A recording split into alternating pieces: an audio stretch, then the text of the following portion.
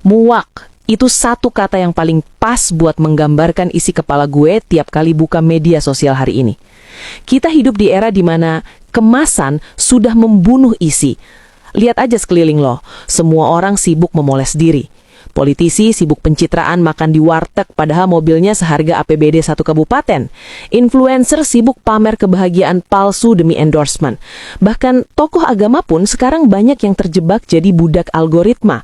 Sibuk mikirin angle kamera dan soundbite yang viral ketimbang substansi ayat yang dibaca. Semuanya palsu, semuanya plastik. Kita dikepung sama manusia-manusia cangkang kosong yang berisik. Tapi di tengah kebisingan sampah visual itu, ada satu anomali yang benar-benar bikin akal sehat gue berhenti sebentar. Semacam glitch dalam sistem yang rusak ini. Namanya Bahauddin Nur Salim. Orang-orang manggil dia Gus Baha. Kalau lo lihat dia sekilas, nggak ada potongan orang penting. Kemeja putih murah yang kadang kancing lehernya lupa dikaitin, peci hitam yang miringnya seenak jidat, sarungan, duduknya sembarangan. Nggak ada jubah megah, nggak ada sorban melilit kepala, nggak ada tim kreatif yang ngatur lighting biar mukanya bersinar. Tapi anehnya, jutaan orang dari preman terminal, intelektual kampus yang ateis, sampai jenderal bintang 4 duduk diam dengerin dia ngomong, tanpa dibayar, tanpa disuruh. Gue sering mikir, kenapa? Apa yang bikin orang ini begitu mengerikan powernya? Jawabannya ternyata sederhana tapi nampar banget. Dia adalah satu-satunya orang yang udah selesai sama dirinya sendiri. Dan di dunia yang isinya orang-orang lapar pengakuan, orang yang kenyang kayak dia itu jadi barang langka. Coba perhatiin betapa kurang ajarnya dia, dalam artian positif ya. Dia sering bilang di depan ribuan orang, saya ini ulama, kalian harus ngaji sama saya. Kalimat yang kalau keluar dari mulut orang lain bakal terdengar sombong setengah mati. Tapi pas keluar dari mulut dia, itu terdengar benar. Itu bukan arogansi ego, itu harga diri ilmu. Dia membalikan meja permainan kekuasaan yang selama ini kita anggap normal. Biasanya kan ustadz yang merapat ke pejabat, ustadz yang sungkem ke penguasa. Gus Baha nggak sudi main di level itu. Dia bikin pejabat yang harus datang ke dia, duduk di lantai, nungguin dia selesai ngajar. Dia mengirim pesan tanpa suara. Di sini duit dan jabatan lo nggak laku. Di sini yang berkuasa itu ilmu Tuhan, dan gue pemegangnya. Jadi lo yang harus nunduk. Itu mentalitas gangster level spiritual. Dia menaklukkan ego penguasa tanpa perlu teriak-teriak bawa pasukan. Dia cuma duduk, ngaji, dan dunia yang nyamperin dia.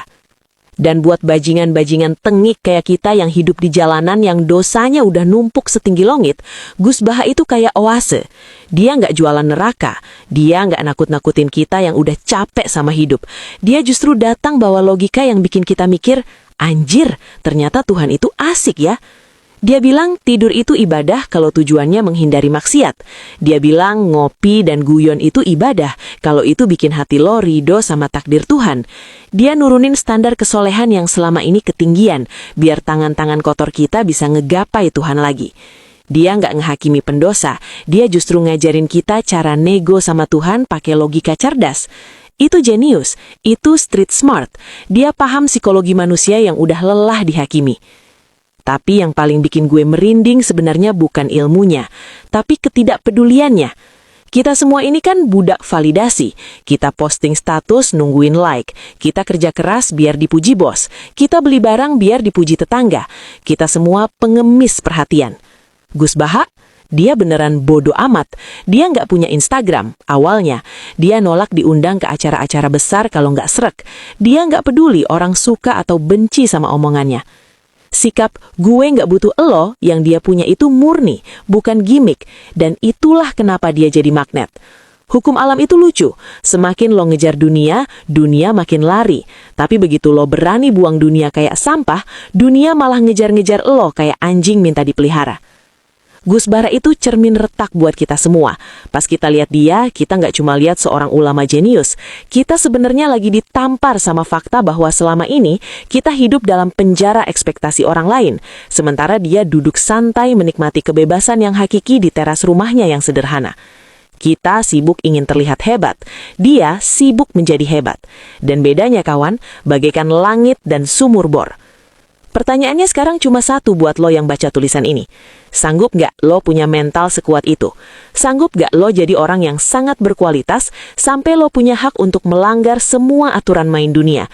Atau lo cuma bakal terus jadi penonton yang diam-diam iri sama kebebasan dia? Gue sampai tulis karakter beliau dan jadiin bahan baku dalam buku berjudul The Dangerous Saint, sebuah premis yang mungkin terdengar gila buat orang-orang sok polos, bahwa syarat mutlak untuk menjadi orang suci yang sesungguhnya adalah lo harus punya kapasitas untuk menjadi berbahaya terlebih dahulu. Orang sering salah kaprah, men. Mereka pikir orang baik itu adalah orang yang nggak bisa nyakitin orang lain, yang nerimo, yang pasrah diinjak-injak.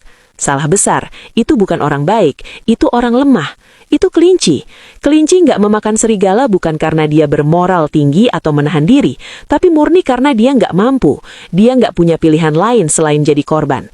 Gus Baha itu beda. Dia singa. Coba lo bedah lagi. Dia punya cakar intelektual yang bisa mencabik-cabik logika lawan debatnya siapapun itu dalam hitungan detik. Dia hafal ribuan dalil yang bisa dia pakai untuk memelintir kebenaran demi kepentingan pribadi kalau dia mau. Dia punya basis massa fanatik yang kalau dia jentikkan jarinya, bisa aja dia gerakin buat bikin huru-hara politik atau menekan kebijakan negara.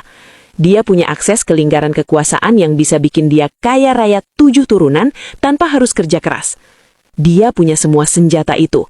Dia punya kapasitas penuh untuk menjadi monster, untuk menjadi tiran, untuk menjadi manipulatif. Dia berbahaya. Tapi, dan ini poin kuncinya, dia memilih untuk menyarungkan cakarnya. Dia memilih untuk tetap tinggal di desa. Dia memilih untuk tidak memonetisasi pengaruhnya. Dia memilih untuk tidak pakai powernya buat nindas, tapi buat ngangkat derajat orang awam yang selama ini merasa agama itu eksklusif. Itulah definisi Dangerous Saint yang gue maksud di buku itu. Lo baru bisa dibilang punya kendali diri kalau lo emang punya sesuatu yang buas di dalam diri lo buat dikendalikan. Kalau lo nggak punya taring, jangan bangga bilang lo nggak menggigit. Ngelihat Gus Baha kayak gue ngelihat teori gue hidup, bernafas, dan jalan-jalan pakai sarung dan peci miring. Dia adalah validasi hidup mati dari tulisan gue. Bukti nyata bahwa kekudusan yang paling tinggi dan paling disegani itu lahir dari kekuatan raksasa yang terkekang, bukan dari kelemahan yang dipelihara. Makanya orang takut sama dia, orang segan, karena secara insting, manusia bahkan binatang sekalipun tahu bedanya, mana kelinci yang sok suci karena tak berdaya, dan mana singa yang tenang karena dia tahu dia rajanya. Gus Baha itu singa yang tenang itu, dan diamnya dia jauh lebih mengintimidasi daripada auman ustadz-ustadz karbitan yang cuma nyari panggung.